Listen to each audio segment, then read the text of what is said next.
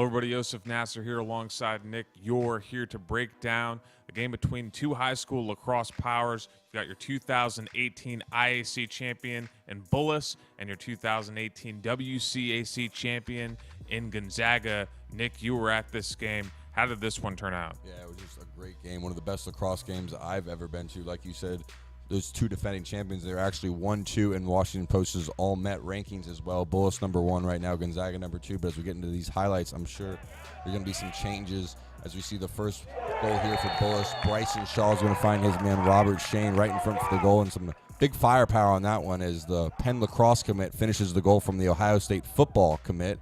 And then you see Robert Shane's going to get the ball again here for Bullis, and he's really their star attack man now with Connor Schellenberger gone. You see Robert Shane whip the ball past the goalie there for his second early season goal. Like he said, he will be playing his lacrosse next year at Penn in the Ivy League, but Gonzaga would respond. You see a nice feed there from Max Whittier to Kurt Brune for the goal. Brune is one of the highest scorers for Gonzaga. It's a lot of different things for him, but Bullis would come right back, a little pick and roll, if you would say, for Bullis as Bryson Shaw gets another assist, this time to his man, number 66, Gus Wiener, who had a big game this one, had 3 goals.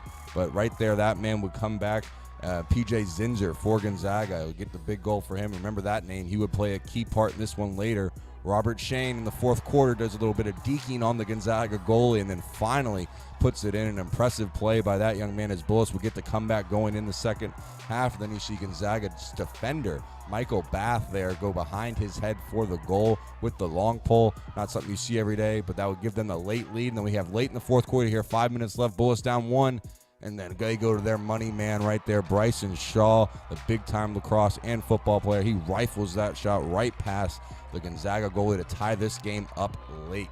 So it is 10-10 deep in the fourth quarter. Gonzaga runs a play they've been waiting for all game. PJ Zinzer comes around and then fires the perfect high-low shot past the goalie on the bounce, and that would be the game-winning goal. But there was about 2 minutes left for Gonzaga to do some defending, and boy, did they. We have 10 seconds left. Robert Shane for Bullis, their star player, is going to get past 2 Gonzaga defenders with the shot to tie it up here late, and then, oh, what a save there by Tim Marcel, the Gonzaga goalie. Bullis thinks they have it in, but they don't, and then time would run out as they fling that thing the other way. Gonzaga holds on to get the big 11-10 win. What a save by their goalie, Tim Marcel, Gonzaga, and he's going to John Hopkins next year for a reason. So you see the huge celebration from Gonzaga. They have now beaten Bullis, Georgetown Prep, and Landon from the IAC just in their non-conference schedule. So a great win there for Gonzaga.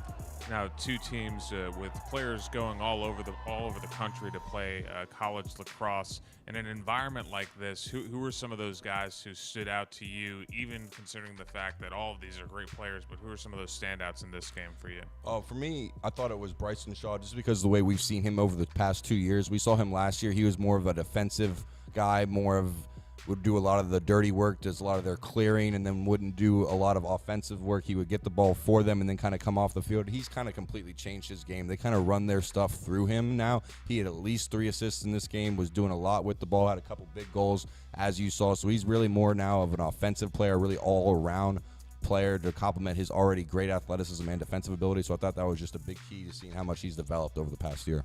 Tim Marcel, as well as talked about, going to Johns Hopkins with that game-winning save. Definitely a huge play for him in his career. Would you say these are the two favorites in their respective conferences, Bullis in the IAC and Gonzaga in the WCAC? Yeah, even with the loss of Connor Schellenberger from Bullis, he returned to his home school, St. Anne's Belfield down in Charlottesville. I still think they have so much firepower in the IAC. They will be the favorite team to look out for, I think, is St. Stephen, St. Agnes, and Landon. And then for the WCAC, I think we saw it last year. The cream of the crop really rose, and I really think Gonzaga is going to be the key, but maybe look out for Paul VI because they do have a guy, Jacob Anglos, who's also going to John Hopkins. Well, there you have it. Two of the best teams in the area square off. Gonzaga able to get the win in this one, and we'll have you covered for the entire high school boys lacrosse season here on DMVSTREAM.com. You can check out all of our latest content on our website, and you can follow us on Twitter at DMVStream for all the latest updates.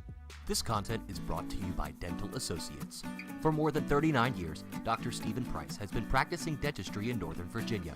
A member of the American Dental Association, the Northern Virginia Dental Society, and the Virginia Dental Society, Price is considered an expert in Invisalign and continues to be an award-winning innovator in the industry.